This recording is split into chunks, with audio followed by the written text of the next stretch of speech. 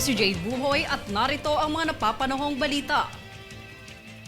Inanunsyo ng Bureau of Customs o BOC na ayon sa NTA Memorandum Circular No. 003 Series of 2019, ang mga produktong tabako, e-cigarette at e-juice ay maaaring dalhin sa Pilipinas ng walang import commodity clearance basta ito'y nasa loob ng itinakdang dami. Ang mga naturang produkto ay dapat na nasa hand carry o check-in baggage ng pasahero o pinadala sa pamamagitan ng parcels o courier. Para sa karagdagang impormasyon, maaaring makipag-ugnayan sa NTA hotline.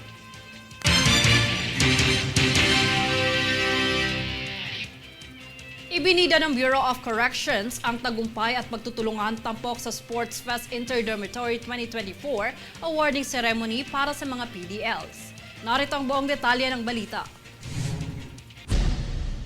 Iginawad ang mga parangal sa Sports Fest Interdormitory 2024 na pinangunahan ng Sports and Recreation Program sa pamumuno ni CO1 Jennifer Danao, kung saan may tema itong palakasin ang katawan tungo sa masaya at maayos na kinabukasan. Binigyan diin ng seremonya ang tagumpay ng mga kalahok at pakikiisa sa pagitan ng mga dormitoryo. Kabilang dito, nagsilbing panauhing pangdangal si Chief Superintendent Marjorie Sandidad bilang nagbibigay ng inspirasyon na mensahe ukol sa kalagahan ng pisikal na kalusugan sa personal na pag-unlad. Bukod pa riyan, pinuri din ang kontribusyon ni na Mr. Jerome Knott at Miss Adele Messina at kanyang pamilya na nagbigay ng premyo at pagkain para sa mga kalahok na PDL. Dito iginawad sa mga nagwagi ang mga medalya, sertipiko at espesyal na premyo na nagdulot ng kasiyahan at tagumpay sa bawat kuponan. Bukod sa parangal, binigyang halaga rin ang pagbuo ng mas malalim na pagkakaibigan at pagtutulungan sa pagitan ng mga PDL na naninirahan sa bawat dormitoryo. Ang Sports Fest Interdormitory ngayong taon ay nagpakita ng hindi lamang husay sa palakasan, kundi pati ang espiritu ng pagkakaisa. Jade Buhoy, nag-uulat para sa One Media Network. Matapos ang pagdadalawang isip na pag-uwi ng ilang mga Pinoy, 15 Pilipino na ang nagdesisyon na umuwi ng bansa ngayong unang linggo ng Oktubre. Nakatakda sana silang makabalik ng bansa noong nakaraang linggo, ngunit naantala dahil sa suspensyon ng kanilang flight na may kaugnayan pa rin sa pagsiklab ng sagupaan sa pagitan ng Hezbollah at Israel. Sa tala, mayroong higit kumulang 11,000 Pilipino ang naninirahan at nagtatrabaho sa Lebanon. At mula sa bilang na ito, nasa 1,000 at 100 pa na Pinoy pa lamang ang nag-avail ng voluntary repatriation sa Lebanon.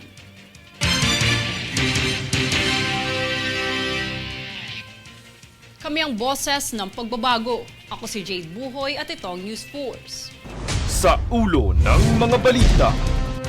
Unang araw ng COC filing para sa midterm elections 2025, mapayapang idinaos. PBBM tiniyak ang kahandaan ng pamahalaan sa epekto ng pananalasa ng bagyong Julian. Missile ship ng China, binuntutan ang mga barko ng BFAR. Aircraft ng ahensya, tinutukan ng laser. NSC beberipikahin ang alegasyong spy umano si Guo na isiniwalat ng isang nakulong na Chinese spy sa Thailand. Ilang Pinoy na naiipit sa gulo sa Lebanon, napapaisip ng umuwi ng bansa. Filipino athletes kumubra ng medalya sa international meets. Patas at pantay na balita, komprehensibong ula para sa pulso ng masa. Ito ang News Force.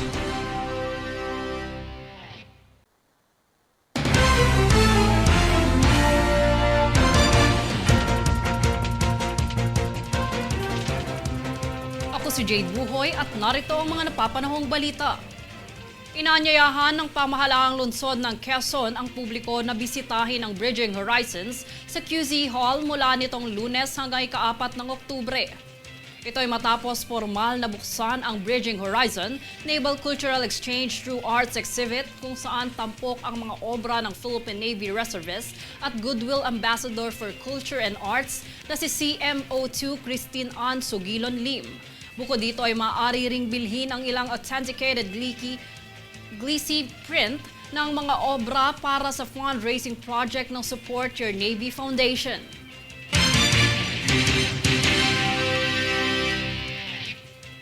Nagbahagi ang Department of Agriculture o DA ng mga hakbang para sa food security sa 2024 Sustainable Agriculture Forum na ginanap sa Europe. Yan ang balitang hatid ng impormasyon na ito. Ibinahagi ng Department of Agriculture o DA sa 2024 Sustainable Agriculture Forum ang kanilang mga hakbang upang mapabuti ang sektor ng agrikultura sa Pilipinas. Ayon sa DA, patuloy ang kanilang modernisasyon ng post-harvest facilities, pagpapalawak ng agricultural areas at paggamit ng advanced technologies upang labanan ang mga hamon tulad ng climate change. Layunin din ng DA na gawing mas accessible ang credit programs, insurance at incentives upang mabawasan ang panganib para sa mga magsasaka at makahikayat ng mga investor. Isinusulong din ng kagawaran ang pagpapalawak ng market access para sa mga produktong agrikultural ng bansa. Upang mapalakas ang ugnayan sa mga stakeholders, magtatayo ang DA ng mga council na magsasagawa ng buwanang pagpupulong kasama ang mga magsasaka, mangingisda at pribadong sektor. Binigyan din ng DA na naniniwala sila na sa pagtutulungan ng lahat, magiging abot kaya at ligtas ang pagkain para sa bawat Pilipino. Dagdag pa rito, sisiguraduhin din ng DA na uunlad ang mga magsasaka habang pinapangalagaan ang kalikasan. Jade Buhoy, nag-uulat para sa One Media Network.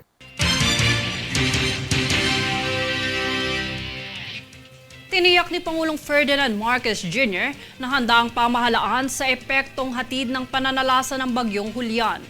Ito ang pahayag ng Pangulo sa kanyang talumpati sa inaugurasyon ng STB Factory sa Tarlac. Libo-libong mga family food packs na umano ang inihanda para sa mga nasalanta ng bagyo. Naka-high alert na din umano ang mga health care center sa mga lugar na apektado.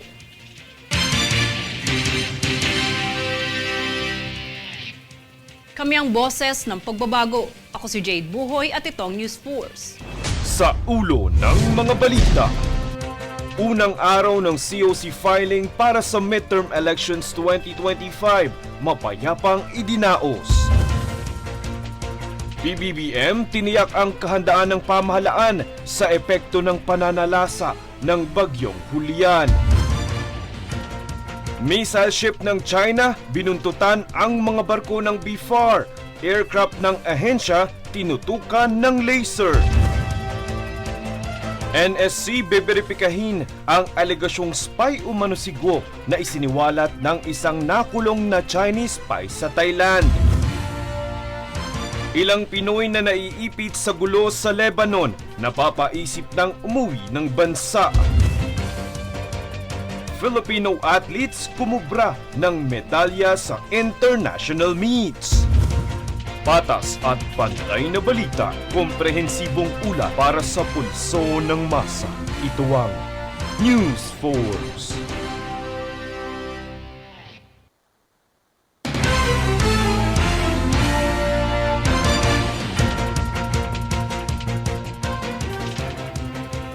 Ako si Jade Buhoy at narito ang mga napapanahong balita.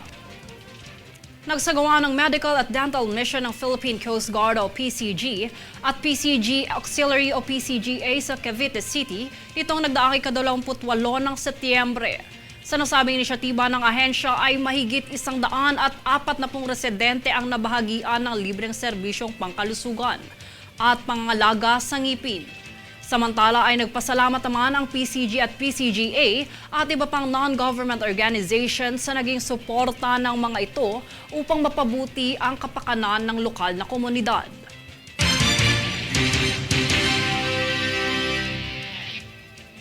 Babala sa mga mahiling mag-connect sa pampublikang Wi-Fi dahil mayroon itong kakibat na panganib na dala ayon sa Philippine National Police Anti-Cybercrime Group o PNP-ACG. Alamin ang buong detalye kay Daniza Lopez.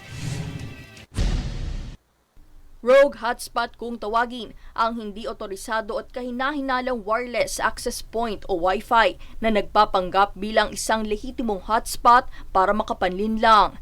Dito maaaring kumalat o makuha ang personal at sensitibong impormasyon na mayroon ang biktima kasama na ang mga password at iba pang datos. Pagpapaliwanag ng Philippine National Police Anti-Cybercrime Group o PNP-ACG, pinahihintulutan nito ang mga user na makakonect ng libre, ngunit hindi nito alam na ang kapalit ay ang pagpapahintulot din sa pagkakaroon ng access sa lahat ng datos. Payo ng ahensya, iwasan ang public wifi kung maaari at beripikahin muna ang pangalan ng network na pagkokonektan. Dagdag pa nito, mangyaring huwag ding paganahin ng autoconnect sa cellphone at gumamit ng encryption nang sa gayon ay maging protektado laban sa anumang uri ng pagnanakaw ng impormasyon. Daniza Lopez, nag-uulat para sa One Media Network.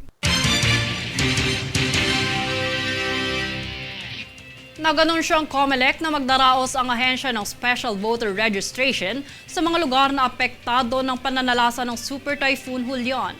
Kabilang narito ang probinsya ng Batanes at Northern Luzon kung saan sinuspindi ang huling araw ng pagpaparehistro dahil sa panganib na dala ng sama ng panahon.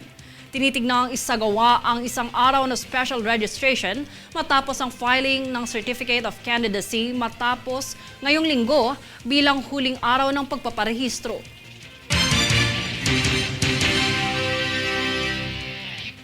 Kami ang boses ng pagbabago. Ako si Jade Buhoy at itong News Force. Sa ulo ng mga balita. Unang araw ng COC filing para sa midterm elections 2025, mapayapang idinaos. PBBM tiniyak ang kahandaan ng pamahalaan sa epekto ng pananalasa ng bagyong Julian. Missile ship ng China, binuntutan ang mga barko ng BFAR. Aircraft ng ahensya, tinutukan ng laser. NSC beberipikahin ang alegasyong spy umano si Guo na isiniwalat ng isang nakulong na Chinese spy sa Thailand. Ilang Pinoy na naiipit sa gulo sa Lebanon, napapaisip ng umuwi ng bansa. Filipino athletes kumubra ng medalya sa international meets. Patas at pantay na balita, komprehensibong ula para sa pulso ng masa. Ito ang News Force.